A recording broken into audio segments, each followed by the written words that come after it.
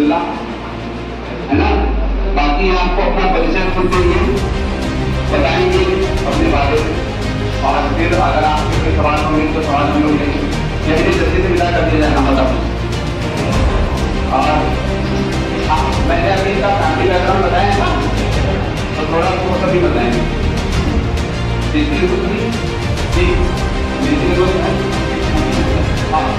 आवाज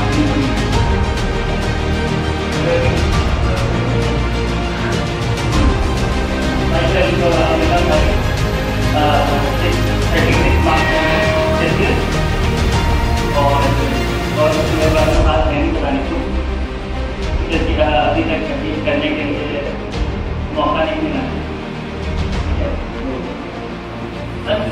कहाँ के रहने वाले हैं? मैं भदोही का रहने वाला हूँ, बनारस के पास पड़ता है, और मैंने यहीं पे कोचिंग की थी सर के अंडर। तो इन्होंने अपना परिचय दे दिया, है ना। तो हम लोग को पूछना नहीं है,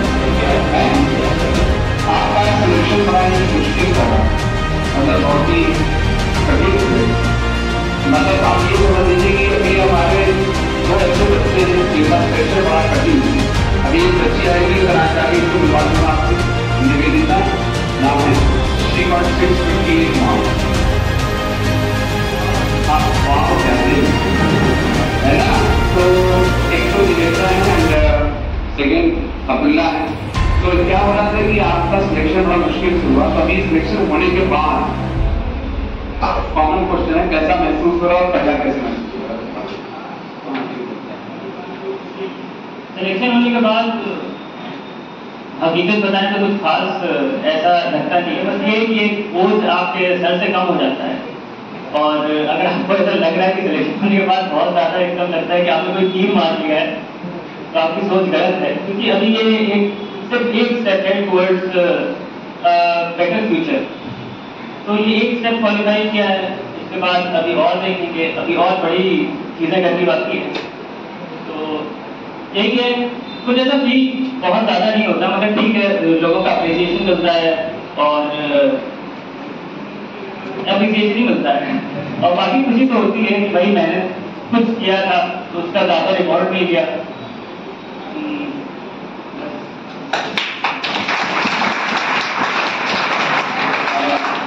क्या होता है कि जब आपके आसपास ऐसे लोग हो ना जो ऑलरेडी कामयाब, तो फिर उसके बाद लगता है क्या है, हम भी तो उसी की जमात में हैं, नहीं समझे आते, तो थोड़ा सा ऐसा ज्यादा ही लगता है।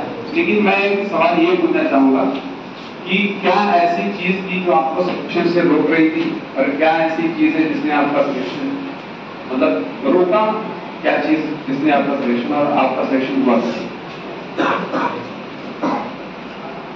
सिलेक्शन रोकने के लिए बहुत सी ऐसी चीज़ें थी, जिनमें से एक आती है प्रोक्रास्टिनेशन। प्रोक्रास्टिनेशन एक आदत होती है। हाँ, प्रोक्रास्टिनेशन मतलब कि जैसे कि आप कोई काम करने जा रहे हैं, जैसे कि आप पढ़ना है, आपको पढ़ना है, जैसे 8 बजे से पढ़ना है, तो आपने सोचा कि एक काम करते हैं 10 मिनट की यूट्यूब वीडियो देख लेते हैं, फिर इसके बाद पढ़ लेंगे, है ना। मतलब कि मेन जो जरूरी काम है उसको छोड़ के बाकी लेस जरूरी काम करना, जैसे कपड़ा धुलना, रूम साफ करना, किताब कॉपी से जाना, ये सब चीजें करना, ठीक है। तो वो हमने बहुत ज्यादा की, और उस वजह से पढ़ाई में थोड़ा सा डिस्टर्बेंस हो ही जाता है। मतलब कि 8 बजे शुरू करना है तो 8:15 बजे ही नहीं शुरू किए कभी कभी, तो इससे क्या होता है कि बस जो आपका फ्लो होता है पढ़ने का, पढ़ने का जो फ्लो होता है, जैसे कि रोज आपको 8 घंटे पढ़ना है, तो वो एक बार ब्रेक हुआ तो फिर वो 3 दिन 4 दिन 5 दिन ऐसे करके वो फ्लो ही पूरा खत्म हो जाता है। तो उससे बचने के लिए हमने प्रोक्रास्टिनेशन को थोड़ा कम करने की कोशिश की, हालांकि पूरा खत्म तो नहीं हो सका, मगर तब भी कोशिश करते रहे। और बस ये रहता है कि एक कंसिस्टेंसी मेंटेन करने से सिलेक्शन आसान हो जाता है, और कुछ नहीं। और सिलेक्शन की बात है तो सिलेक्शन बहुत ही आसान है। अभी आप लोगों को लग रहा होगा कि मतलब क्या बकवास कर रहा है, बट ये है कि सिलेक्शन बहुत आसान है। एक माइंडसेट के ऊपर है, एक माइंडसेट की लिमिट होती है। उस लिमिट को जैसे ही अपने दिमाग को उस लिमिट के ऊपर किया आपने, तो सिलेक्शन आपके लिए इतना आसान हो जाएगा कि आपको पता भी नहीं चलेगा और आपका सिलेक्शन हो जाएगा। और अगर किसी को यहाँ पे बैठे हुए ये लग रहा है कि सब कुछ एक बार क्या करेंगे कि जो मेरी नोट्स हैं, जो मेरी बुक्स हैं, नीट के पहले सब कुछ पढ़ के जाएंगे, सब कुछ एकदम कंप्लीट हो जाएगा मेरा, तब जाएंगे एकदम बढ़िया से सिलेक्शन हो जाएगा, तो ऐसा कभी नहीं होता है। ठीक है, और मतलब मुश्किल से 70 to 80% सिलेबस ही आपका हो पाता है ढंग से, और चलते चलते ऐसे ही सिलेक्शन हो जाता है, मतलब पढ़ते रहे और फिर सिलेक्शन हो गया। ये कभी एक कंप्लीशन नहीं आता है। जो लोग जैसे कि हम लोग एग्जाम के टाइम क्या सोचते थे, एग्जाम के टाइम मतलब टेस्ट सीरीज जो टेस्ट देते थे और ये सब रहता था, तो टेस्ट में हम लोग सोचते थे जैसे कि 2 चैप्टर आ रहे हैं, तो जो 2 चैप्टर अगर हमारे पूरे कंप्लीट हैं तभी हम जाएंगे टेस्ट देने, तो नहीं तो नहीं जाएंगे। तो ये बहुत गलत बात होती है। तो बेहतर होता है कि आप जितना भी पढ़े हैं, अगर आप चैप्टर पढ़े भी नहीं हैं तब भी आप जाके टेस्ट दें, और टेस्ट बहुत ज़्यादा जरूरी चीज़ है। टेस्ट देना बहुत ज़्यादा जरूरी चीज़ है, तो ना ही बात कुछ तो टेस्ट इतनी ज़्यादा जरूरी है, मतलब कि आखिरी के टाइम में, जैसे कि 1 महीना, आखिरी का 1 महीना, क्योंकि इतनी बार पढ़ चुका था मैं सिलेबस को, जो मतलब थ्योरी पार्ट है, और उसके जैसे कि हम लोग पढ़ते कैसे हैं, पढ़ते हैं चैप्टर वाइज पढ़ते हैं, जैसे कि एक चैप्टर पढ़ लिया, फिर उसके क्वेश्चन लगाए, फिर दूसरा चैप्टर पढ़ा, फिर क्वेश्चन लगाए, फिर तीसरा चैप्टर पढ़ा, फिर क्वेश्चन लगाए, फिर पहला चैप्टर भूल गए, है ना, फिर दूसरा चैप्टर भूल गए, फिर तीसरा चैप्टर भूल गए, फिर डिप्रेशन में आ गए, है ना। तो ये सब बातें होती हैं। तो इसमें क्या होता है कि आपको एग्जाम देने का, जो एग्जाम में आता है, एग्जाम में क्या आता है, रैंडम क्वेश्चन आते हैं, तो उसके लिए बेहतर होता है कि आप टेस्ट लगाएं, टेस्ट पेपर सॉल्व करें। और टेस्ट देना इसलिए नहीं आप देते हैं टेस्ट कि आपको मार्क्स मिले, आपको मार्क्स अच्छे आए, आप अपना इवैल्यूएशन करें, आप एक आदत के लिए टेस्ट देते हैं। टेस्ट देना सिर्फ एक आदत होती है, उसके मार्क्स कितना आ रहे हैं उसका असर आपके ऊपर सिर्फ मुश्किल से 30% से ज़्यादा नहीं होने चाहिए कि आपके मार्क्स कम आ गए, दूसरे के मार्क्स ज़्यादा आ गए तो आप डिप्रेशन में चले गए। ये खाली अपने आप को मोटिवेट करने के लिए, जैसे हम पढ़ते थे तो एक लड़का था अमन अंसारी, तो उसके कितने 645 समथिंग, 647, हाँ 647, तो वो मेरी हॉस्टल में रहता था। तो हमको जब भी पढ़ने का मतलब कि थोड़ा सा ऐसा होता था कि यार मतलब कितना ही पढ़ना है या फिर पढ़ लिए हैं हो गया है, तो मैं क्या करता था, मैं उसके रूम में चला जाता था, क्योंकि वो बहुत पढ़ता था, मतलब कि उसके स्टडी आवर्स बहुत ज़्यादा थे। तो जितनी बार मैं उसके रूम में जाता था उतनी बार वो पढ़ता हुआ दिखता था। तो उससे जाके हम तो ऐसी मतलब मजाक करते थे, मगर अंदर ही अंदर एक मोटिवेशन लेके आते थे कि मतलब अगर ये पढ़ रहा है तो इससे ज़्यादा हम पढ़ लें और इससे बेहतर पढ़ लें, कैसे हम इससे बेहतर पढ़ लें। तो इस वजह से हम उधर जो मोटिवेशन लेके आते थे और इधर अंदर वो पढ़ लेते थे अपना, तो फिर आपकी तो फिर ठीक ही ठाक हो गया। टेस्ट जो है बहुत ज़्यादा जरूरी है, और टेस्ट तो आप ये नहीं समझेंगे आप एक भी टेस्ट छोड़ लें तो आप बहुत अच्छा कर रहे हैं अपने साथ, या फिर मतलब कि अगली बार क्या करेंगे कि पूरा पढ़ लेंगे, फिर उसके बाद जाएंगे टेस्ट देने का, टॉप कर लेंगे। ठीक है, और टेस्ट को ईमानदारी से दें, टेस्ट को ईमानदारी से दें, अपने पूरे ईमानदारी से, क्योंकि टेस्ट एक आदत है जो कि आपको नीट तक ले जाएगी।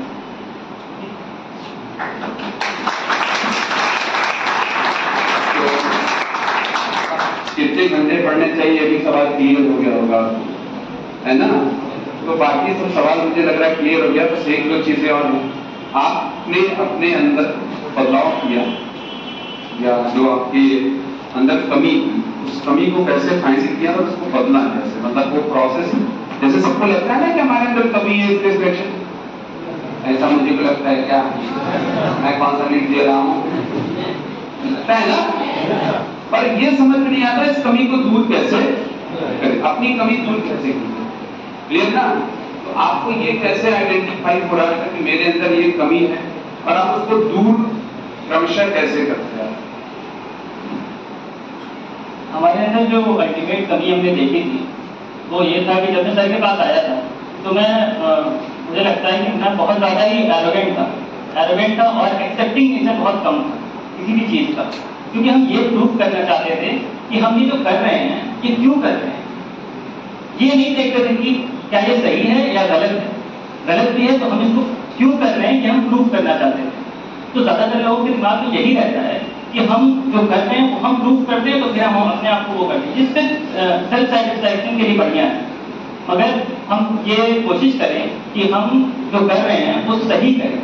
तो जैसे कि हमारा था कि बहुत एरोगेंट नेचर, बहुत एक्सेप्टिंग नेचर, तो इसलिए क्या होता था कि जितनी बार भी हम लोग सर के पास जाते थे तो उतनी बार ऐसा होता था कि मतलब हम एक बहुत ही कम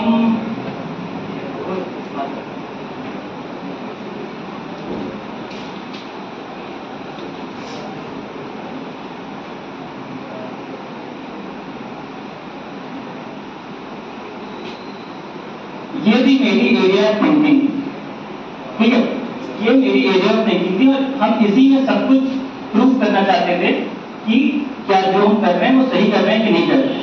और ये थी सर की एरिया ऑफ थिंकिंग जिसको हम मिस कर रहे हैं।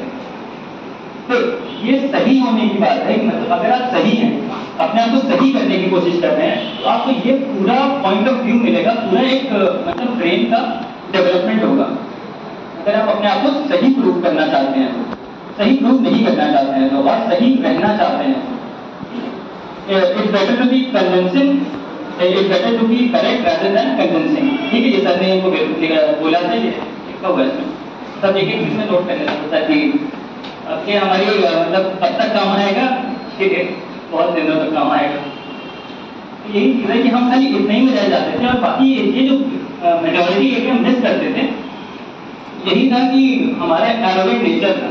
उस एरोगेंट नेचर को कुछ कम करने की कोशिश की, कुछ एक्सेप्टिंग नेचर को बढ़ाने की कोशिश की, और जो सर बोलते थे हम क्या करने लगे कि हम समझने लगे कि सर जो बोल रहे हैं वो किस लेवल से बोल रहे हैं, क्या बोल रहे हैं, क्या हमको समझना चाहिए इसमें। और एक बार जब आप एक स्विच होता है दिमाग में कि हम अपने आप को प्रूव करना चाहते हैं, सही प्रूव करना चाहते हैं, या फिर हम कुछ समझना चाहते हैं। जैसे कोई क्वेश्चन भी पूछा तो क्या हम अपना पॉइंट प्रूव करना चाहते हैं या फिर हम उसे समझना चाहते हैं।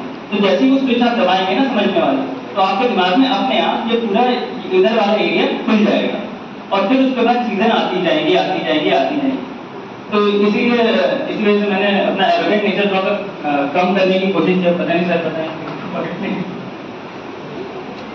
काफी कम हो गया इसी वजह से सिलेक्शन। देखिए क्या होता है ना, मनुष्य को भगवान ने बनाया है और उसको एक चीज दी है, मानव अहंकार। आप सभी के अंदर है ना। अब आप जब इंस्टाग्राम की रील देखेंगे और बात देखेगी क्या आप समझ रहे हैं, और उस पर लाइक्स देखिएगा इतनी ज्यादा कि पूछो। जब शेर चलता है तो लीडर पता नहीं क्या करते हैं, ऐसा बहुत सा डायलॉग सुनेगा। आप मानव अहंकार को जब भी बढ़ावा देंगे तो आप देखेंगे लाइक्स बहुत मिलेंगे, समझ रहे ना। और जहां मानव अहंकार को गिराने की बात होगी वहां लाइक्स ही नहीं होगी। कोई आदमी बहुत सीधा साधा है, वो अहंकार नहीं है उसका लाइक्स ही नहीं मिलेगा। देखिएगा क्या समझ रहे ना। जिसने अपनी बड़ी गाड़ी खोल करके इंस्टाग्राम पे दिखा दी और बात देखेगी, ये देखो 527 की, समझ में आ रहा है। पर कोई अच्छी बात बता रहा है 236 लाइक, समझ रहे हैं। रीजन ये है कि लोग मानव अहंकार से बाहर निकलना नहीं चाहते। हम आप सभी, और जो निकल गया वो पार है और जो नहीं निकला वो किसी पार, समझ आ रहा है नहीं। तो ये चीज थी। और एक आखिरी बात पूछ ले, फिजिक्स में आपके जो नंबर है वो कितने हैं और फिजिक्स के लिए क्या करना चाहिए, कुछ थोड़ा सा फिजिक्स में हमारे 171 नंबर थे। और फिजिक्स में क्या करना चाहिए, फिजिक्स में सर की बात सुनना चाहिए। जो सर क्लास में बोल रहे हैं सर की सिर्फ बात सुनना चाहिए। क्योंकि फिजिक्स का ऐसा था कि फिजिक्स हम तीनों सब्जेक्ट में सबसे कम, सबसे मुख्तसर लगाते थे, एकदम मतलब लीस्ट फिजिक्स। बस हम क्या करते थे कि मतलब सर जब अगर पढ़ा रहे हैं तो मतलब वो कंसंट्रेशन लेवल इतना हो कि सर कोई जोक अगर मारे तो वो भी याद हो कि आपको भी क्या जोक मारे थे। ये नहीं कि खाली जोक याद है कि बाकी सब्जेक्ट भूल गए, वो जोक भी याद हो प्लस वो कंसंट्रेशन लेवल इतना हो कि आप घर जाके आपको पढ़ने की जरूरत ही ना पड़े। क्योंकि सर जितना पढ़ा दिए उससे ज्यादा आपको कंसेप्ट की जरूरत नहीं है।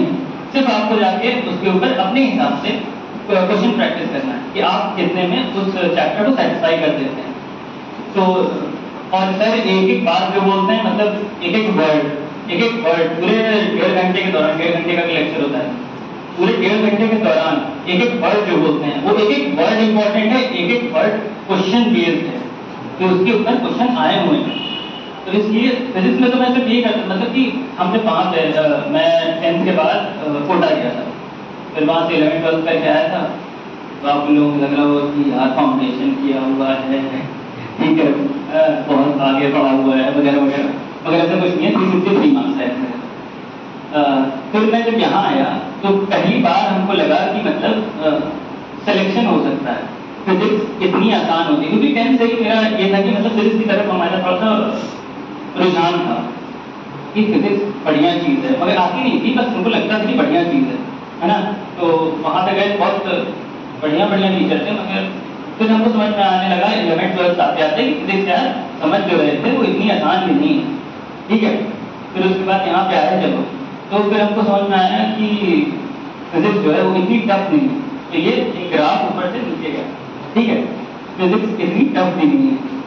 तो फिर सर से पढ़ने के बाद हमको समझ में आया कि फिजिक्स मतलब कि इतनी आसान चीज़ है और मतलब इतनी प्रैक्टिकल चीज़ है कि आप वहाँ पे कंसेप्चुअली रॉन्ग हो ही नहीं सकते हैं। अगर आप कंसेप्चुअली फिजिक्स में रॉन्ग हैं तो आप आगे बढ़ ही नहीं पाएंगे फिजिक्स में, समझ पा रहे कि आप आगे बढ़ ही नहीं पाएंगे फिजिक्स में। एक स्टेप किया आपने, आपको अगले स्टेप में फंस जाएंगे आप, अगर आप गलत कर रहे हैं। तो हम ऐसा करते थे कि जैसे क्लास में अगर बैठे हुए अगर सर कोई टॉपिक पढ़ा रहे हैं तो उसमें हम क्या करते थे कि मतलब सर जो टॉपिक पढ़ा रहे हैं वो तो पढ़ा रहे हैं, मगर जो पिछले पढ़ाए हुए हैं उससे हर चीज को रिलेट करना है, एक चीज को रिलेट करना है कि जो हम पढ़े हुए हैं वो सर जो बोल रहे हैं वो सेटिस्फाई कर रहा है कि नहीं कर रहा है। तो इसको रिकलेक्टिंग बार बार करने से इतना बढ़िया कंसेप्ट हो जाता है कि मतलब फिर उसके बाद कुछ करने की आपको जरूरत ही नहीं पड़ती। बस यही एक चीज थी फिजिक्स में कि मतलब रिकलेक्टिंग वाली, बाकी लोग बैठे रहते थे सुनते रहते थे, है ना। मुझे ऐसा लगता था कि बाकी लोग बैठे मतलब सुन रहे हैं, और अगर आपको लग रहा है कि मतलब जैसे कुछ होता है कि कुछ बच्चे सोचते हैं कि यार वो तो बहुत आंसर देता है क्लास में तो वो बहुत तेज है, बस मैं बताना चाहता हूँ कि बस कुछ बच्चे और आप में ये फर्क है कि वो ये सोचता है कि हम कर सकते हैं, ठीक है, हमारे पास कॉन्फिडेंस है, हम आंसर दे सकते हैं। अगर आपके पास भी वही कॉन्फिडेंस आ जाएगा, क्योंकि देखिए तेज कोई नहीं होता है, ठीक है, ये मतलब जब 18 लाख बच्चे एग्जाम देते रहते हैं तो वो टैलेंट सब चला जाता है, बचता है आपकी सिर्फ मेहनत। तो अगर आपके पास ये कॉन्फिडेंस है कि आप कर सकते हैं तो आप कर सकते हैं, और कोई बच्चा आपसे तेज नहीं, बस ये कॉन्फिडेंस होना चाहिए।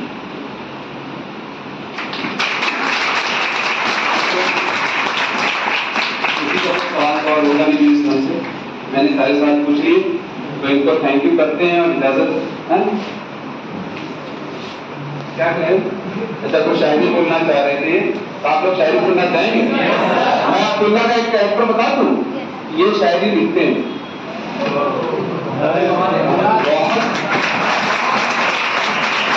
शायरी ऐसी वैसी नहीं कि डब्बे के अंदर जो मैं सुनाता हूँ, डब्बे के अंदर डब्बा, डब्बे के अंदर खरगोश, रमेश ने आग मारी और पुष्पा दे ये वाली शायरी नहीं भाई, वो तो मैंने ट्रकों से छाप रखी है, मारा है, उड़ती है चलती है गाड़ी, उड़ती है धूल, चली चली पहाड़ पे मरने के वास्ते, एक दोस्त चाहिए दोस्ती के वास्ते, ये वाली नहीं, बहुत हाई क्लास।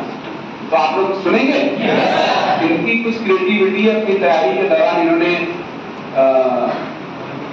लिखी है, तो कुछ एक दो मिसरे और अशार जितने वर्ड मुझे आते हैं मैं प्रताप और पैरा जो भी हो सुना दीजिए। एक इरशाद भैया मत बोलो मेरा पैसा लेके भागा है।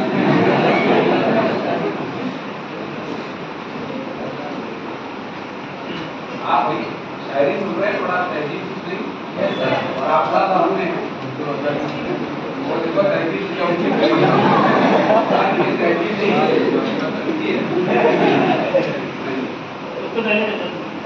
पहले मैं बात बताना चाहता हूँ, मतलब मैंने बात बोला था, मतलब जैसा हमारा एक नेचर था कि हमारा एक नेचर था, मतलब कुछ लोगों से हमको बहुत मतलब नफरत हो जाती थी, बहुत जल्दी इरिटेट हो जाती थी किसी चीज़ से, मतलब छोटी छोटी चीज़ों से इरिटेट हो जाते थे।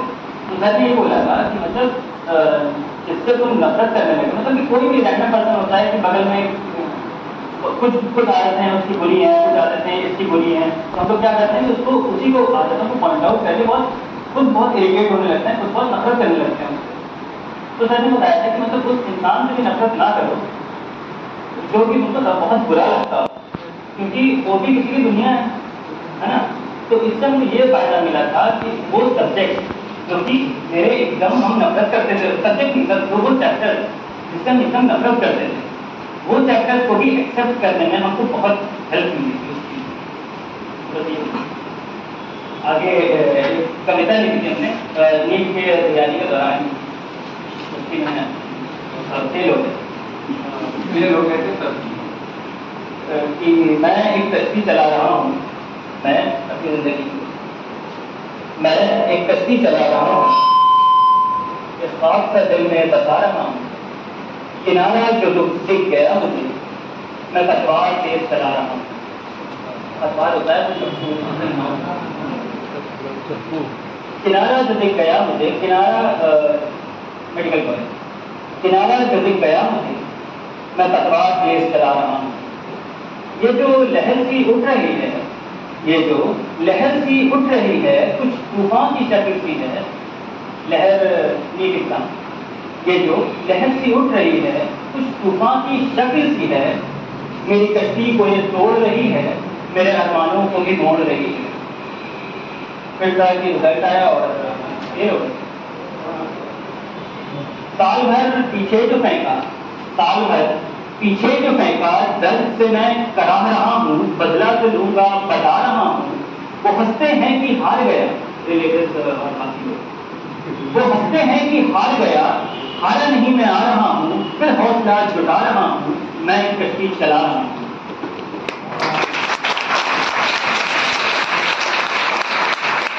तकदीर हो कुछ भी फर्क नहीं, तकदीर हो कुछ भी फर्क नहीं, अब तकदीर को मैं बना रहा हूँ, अब ये जो दम मैं लगा रहा हूँ, बस खुदा को अपने मना रहा हूँ।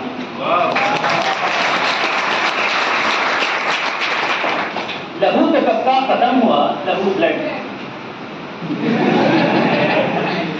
लहू तो कब का खत्म हुआ, जब हौसला भी मरने लगा, जब लगा कि बस अब गिर पड़ूंगा, एक ताकत मुझ में आ रही है, शायद माँ मेरी हाथ फैला रही है, अब रहो में दुआ जो दौड़ा रहा हूँ, हारा नहीं मैं आ रहा हूँ, मैं आगे ही बढ़ता जा रहा हूँ, मैं आगे ही बढ़ता जा रहा हूँ।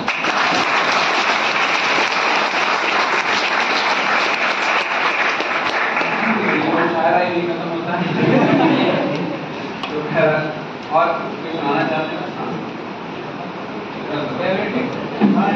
चलिए बाकी जो है वो नेक्स्ट